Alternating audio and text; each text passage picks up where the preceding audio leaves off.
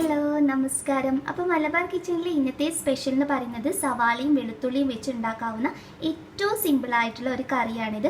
ഈ ഒരു കറി ശരിക്കും നല്ലൊരു ഔഷധ ഗുണം കൂടി ഉള്ളതാണ്. അതായത് നമ്മൾ വെളുത്തുള്ളി സവാളയൊക്കെ വെച്ച് ചെയ്യുന്നതായതുകൊണ്ടും വയറ് സംബന്ധമായിട്ടുള്ള അസുഖമൊക്കെ ഉള്ളതാണെങ്കിൽ വളരെ നല്ലതാണ് ആ ടൈമിൽ കഴിക്കാൻ വേണ്ടിയിട്ട്. പിന്നെ ഇത് ഉണ്ടാക്കി കഴിഞ്ഞാൽ നന്നായിട്ട് ചൂടാറിയതിന് ശേഷം നിങ്ങൾക്ക് എയർ ടൈറ്റ് ആയിട്ടുള്ള കണ്ടെയ്നറിൽ ഫ്രിഡ്ജിനകത്ത് സൂക്ഷിക്കുകയും ചെയ്യാം. അപ്പോൾ ബാച്ചിലേഴ്സും ഹോസ്റ്റലേഴ്സായിട്ടുള്ള കുട്ടികൾക്കൊക്കെ വളരെ നല്ലതായിട്ടുള്ള ഒന്നാണ്. അപ്പോൾ എല്ലാവരും തയ്യാറാക്കി നോക്കാം. ആരെയും ഈ ചാനൽ പുതിയതായിട്ട് കാണുകയാണെങ്കിൽ എപ്പോഴും പറയുന്നത് പോലെ സബ്സ്ക്രൈബ് ചെയ്യാനും അതിൻ്റെ തൊട്ടടുത്ത് കാണുന്ന ബെല്ലൈക്കൺ പ്രസ് ചെയ്യാനും മറക്കരുത്. അപ്പോൾ നമ്മുടെ ഈ കറി റെഡിയാക്കി എടുക്കുന്നതിന് വേണ്ടിയിട്ട് ഒരു പാത്രം വെച്ച് നമുക്കതൊന്ന് ചൂടാക്കി എടുക്കാം. ഇതിനകത്തോട്ടേക്ക് നമുക്ക് എണ്ണ ഒഴിച്ചു കൊടുക്കാം. ഞാനിവിടെ 3 ടേബിൾ സ്പൂണിനടുത്ത് വെജിറ്റബിൾ ഓയിലാണ് ഒഴിച്ചു കൊടുക്കുന്നത്. ഈ ഒരു കറിക്ക് നമ്മൾ കുറച്ചധികം എണ്ണ ഉപയോഗിച്ചാൽ മാത്രമേ ഇത് നല്ല ടേസ്റ്റ് ഉണ്ടാവുള്ളൂ. അതുപോലെ തന്നെ ഇത് കേടുകൂടാതെ സൂക്ഷിക്കാനും കഴിയും. അപ്പോൾ വെളിച്ചെണ്ണയിലോ വെജിറ്റബിൾ ഓയിലോ ഏതാ നിങ്ങൾക്ക് ഇഷ്ടം അതിനനുസരിച്ച് ചെയ്യാം. ചൂടായി വരുമ്പോൾ 1 ടീസ്പൂണിനടുത്ത് കടുക് ഇട്ടിട്ടൊന്ന് പൊട്ടിച്ചെടുക്കാം. കടുകൊന്ന് പൊട്ടി വരാൻ തുടങ്ങുമ്പോൾ നമ്മൾ ചേർത്ത് കൊടുക്കേണ്ടത് ഉലുവയാണ്. ഉലുവ വളരെ കുറച്ച് മാത്രം, 1/4 ടീസ്പൂണിനടുത്ത് മതി. ഒത്തിരി ചേർത്ത് കഴിഞ്ഞാൽ കറിക്കൊരു കയ്പ്പ് രസം ഉണ്ടാകും. അപ്പോൾ 1/4 ടീസ്പൂൺ ചേർത്ത് കൊടുക്കാം. ഇതിൻ്റെ കൂടെ തന്നെ നമ്മൾ കറിയിൽ ഉപയോഗിക്കുന്ന ചെറിയ ജീരകവും 1/4 ടീസ്പൂൺ ചേർത്ത് കൊടുക്കാം. ഇതിലോട്ട് 1 തണ്ട് കറിവേപ്പില ചേർത്ത് കൊടുക്കാം. ഇതിലോട്ട് നല്ല പൊടിയായിട്ട് അരിഞ്ഞു വെച്ചിരിക്കുന്ന 1 സവാള ചേർത്ത് കൊടുക്കാം. അപ്പോൾ അരിഞ്ഞെടുക്കുമ്പോൾ ഇതുപോലെ ചെറിയ ചെറിയ പീസായിട്ടൊന്ന് മുറിച്ചെടുക്കുകയാണെങ്കിൽ നമ്മൾ കറി ഉണ്ടാക്കി കഴിയുമ്പോൾ കഴിക്കാനാണെങ്കിൽ നല്ലൊരു രുചിയായിരിക്കും. ആവശ്യത്തിനുള്ള ഉപ്പ് കൂടി ചേർത്തിട്ട് ഈ സവാളയെ നമുക്ക് നന്നായിട്ടൊന്ന് വഴറ്റിയെടുക്കണം. ഈ വഴറ്റിയെടുക്കുന്ന രീതി എന്ന് പറയുന്നത് അത്യാവശ്യം തന്നെ ഒരു ചെറിയൊരു കളർ മാറി വരുന്ന ഒരു ഗോൾഡൻ യെല്ലോ കളറാകുന്നത് വരെയെങ്കിലും സവാള നന്നായിട്ട് വഴറ്റിയെടുക്കാം. അപ്പോൾ സവാള വഴറ്റിയെടുക്കുന്ന ഈ ഒരു സമയത്തിന് നമുക്ക് ഇതിനകത്തോട്ടേക്ക് വെളുത്തുള്ളി കൂടി ചേർത്ത് കൊടുക്കാം. ഞാനിപ്പോൾ ഒരു 10 വെളുത്തുള്ളിയാണ് എടുത്തിട്ടുള്ളത്. നിങ്ങൾക്ക് ഇതിന് കൂടുതൽ വേണമെങ്കിൽ അതിൽ കൂടുതൽ ഉപയോഗിക്കാം. വെളുത്തുള്ളിയും സവാളയാണ് ഈ കറിയുടെ മെയിനായിട്ടുള്ള രുചി കൊടുക്കുന്നത്. അപ്പോൾ അത്യാവശ്യം വലിയ സൈസ് ആയതുകൊണ്ടാണ് ഞാൻ 10 എണ്ണം എടുത്തിട്ടുള്ളത്. ചെറുതാണെങ്കിൽ നിങ്ങൾക്ക് ശരിക്കും 2 മുഴുവനായിട്ടുള്ളത് തന്നെ ഉപയോഗിക്കാം. എന്നിട്ട് നന്നായിട്ട് നമുക്കിതൊന്ന് വഴറ്റിയെടുക്കാം.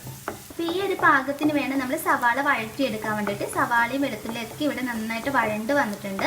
ഇനി നമുക്ക് ഫ്ലെയിം ഒന്ന് കുറച്ചിട്ട് പൊടികൾ ചേർത്ത് കൊടുക്കുക. ഇതിനകത്ത് ഒത്തിരി പൊടികളൊന്നും നമ്മൾ ഉപയോഗിക്കുന്നില്ല, എല്ലാം വളരെ കുറച്ച് മാത്രം. അപ്പോൾ നിങ്ങൾ പൊടികൾ ചേർത്ത് കൊടുക്കുമ്പോൾ ഫ്ലെയിം നന്നായിട്ട് കുറച്ച് വെക്കുക. 1/2 ടീസ്പൂൺ മഞ്ഞൾപ്പൊടി ആദ്യം ചേർത്ത് കൊടുത്തതിന് ശേഷം ഇത് നന്നായിട്ട് എണ്ണയിലിട്ടിട്ടൊന്ന് മൂപ്പിച്ചെടുക്കുക. 2 മിനിറ്റ് മൂപ്പിക്കുക. ശരിക്കും ഈ മഞ്ഞൾപ്പൊടിയുടെ ആ പച്ചക്കുത്ത് മാറുന്നത് വരെ എണ്ണയിലിട്ട് വഴറ്റിയെടുക്കാം. ഇനി ഇതിലോട്ട് ചെറിയൊരു ഫ്ലേവറിന് വേണ്ടി മാത്രമേ നമ്മൾ മല്ലിപ്പൊടി ചേർത്ത് കൊടുക്കുന്നുള്ളൂ. 1/4 ടീസ്പൂണൊക്കെ ചേർത്ത് കൊടുത്താൽ മതി, ഒത്തിരി ചേർക്കരുത്. അപ്പോൾ അതിൻ്റെ ടേസ്റ്റ് അങ്ങ് മാറിപ്പോകും. 1 ടീസ്പൂൺ മുഴുവനായിട്ട് മുളക് പൊടി ചേർത്ത് കൊടുക്കുക. ഇത് പിരിയൻ മുളകും നമ്മുടെ സാധാരണ മുളക് പൊടി ഒരുമിച്ച് പൊടിച്ച് വെച്ചിട്ടുള്ളതാണ്. അപ്പോൾ നിങ്ങൾക്ക് നല്ലൊരു കളർ വേണമെന്നാണെങ്കിൽ സാധാരണ മുളക് പൊടി 1/2 ടീസ്പൂണും 1/2 ടീസ്പൂൺ പിരിയൻ മുളക് പൊടിച്ചത് രണ്ടും സെപ്പറേറ്റ് ആയിട്ട് അങ്ങനെ വേണമെങ്കിൽ ചേർത്ത് കൊടുത്താൽ മതി. ഇതിൻ്റെ കൂടെ തന്നെ നമുക്കൊരു 1/4 ടീസ്പൂണിനടുത്ത് കുരുമുളക് പൊടി കൂടി ചേർത്തിട്ട് നന്നായിട്ടൊന്ന് യോജിപ്പിച്ചെടുക്കാം. അപ്പോൾ ഇത്രയും പൊടികളാണ് നമ്മൾ ഇതിന് വേണ്ടിയിട്ട് ഉപയോഗിക്കുന്നത്. നമ്മൾ പച്ചമുളക് കൂടി ഇതിനകത്ത് ചേർക്കാനുണ്ട്. അപ്പോൾ എരിവൊന്ന് നിങ്ങൾ അതിനെ നോക്കിയിട്ട് വേണം അഡ്ജസ്റ്റ് ചെയ്തിട്ട് ചേർത്ത് കൊടുക്കാൻ വേണ്ടിയിട്ട്. പൊടികളൊക്കെ എണ്ണയൊക്കെ ഇടന്നിട്ട് ശരിക്കും അതിൻ്റെ ആ പച്ചമണക്ക് മാറിയതിന് ശേഷം ഇതിനകത്തോട്ടേക്ക് തക്കാളി ചേർത്ത് കൊടുക്കുക. അപ്പോൾ തക്കാളി ഞാൻ ഒരു ചെറിയ തക്കാളിയുടെ പകുതി ഭാഗം മാത്രമേ ഉപയോഗിച്ചിട്ടുള്ളൂ. ഒത്തിരി ചേർത്ത് കൊടുക്കരുത്, കാരണം നമ്മൾ ഇതിനകത്തോട്ടേക്ക് പുളിവെള്ളം ചേർത്ത് കൊടുക്കാനുള്ളതാണ്. അതുകൊണ്ട് തക്കാളി നോക്കിയിട്ട് അഡ്ജസ്റ്റ് ചെയ്തിട്ട് മാത്രം ആഡ് ചെയ്യാം. എന്നിട്ട് ഇത് തക്കാളി നന്നായിട്ടൊന്ന് വേവിച്ചെടുക്കാം. നമുക്ക് ശരിക്കും തക്കാളി നന്നായിട്ട് വെന്ത് കുഴഞ്ഞ് കിട്ടണം. തക്കാളി നന്നായിട്ട് വെന്ത് വന്നതിന് ശേഷം നമുക്ക് ഇതിനകത്തോട്ടേക്ക് 1 കപ്പ് പുളിവെള്ളം ചേർത്ത് കൊടുക്കുക. അപ്പോൾ ഞാനൊരു നെല്ലിക്ക വലിപ്പത്തിലുള്ള പുളി പിഴിഞ്ഞിട്ട് അതിൻ്റെ ജ്യൂസ് എടുത്ത് വെച്ചിട്ടുള്ളതാണ്. പുളിവെള്ളം ചേർത്തതിന് ശേഷം ഒന്ന് യോജിപ്പിച്ചിട്ട് ഉപ്പൊക്കെ നോക്കിയിട്ട് അഡ്ജസ്റ്റ് ചെയ്യുക. വെള്ളം ഒരിക്കലും ഒത്തിരി കൂടുതൽ ഉപയോഗിക്കരുത്. മൂടി വെച്ചിട്ട് കറി നന്നായിട്ട് തിളപ്പിച്ചെടുക്കുക. തിളപ്പിച്ചിട്ട് ശരിക്കും എണ്ണ തെളിഞ്ഞ് വരണം. അപ്പോഴാണ് നമുക്ക് നല്ല ടേസ്റ്റി ആയിട്ട് കിട്ടുക. അപ്പോൾ നമ്മുടെ കറി നന്നായി തിളച്ച് വന്നിട്ടുണ്ട്. നമ്മൾ അടപ്പ് മാറ്റിയതിന് ശേഷം ഇതുപോലെ കുറച്ച് സമയം കൂടി ഒന്ന് തിളപ്പിച്ചെടുക്കാം. അപ്പോഴത്തേക്ക് ഇതിനകത്തു നിന്നുള്ള എണ്ണയൊക്കെ ശരിക്കും തെളിഞ്ഞ് വന്ന് ഇതിൻ്റെ കളറ് ശരിക്കും അങ്ങ് മാറി വരാൻ തുടങ്ങും. നിങ്ങൾക്ക് കാണുമ്പോൾ മനസ്സിലാകും. നമ്മൾ നല്ലൊരു കറുപ്പ് കളറായിട്ടാണ് കിട്ടുക. അപ്പോൾ അതൊന്ന് എണ്ണ തെളിഞ്ഞ് വരുന്നത് വരെ നമുക്കൊന്ന് തുറന്ന് വെച്ചിട്ട് വേവിച്ചെടുക്കാം.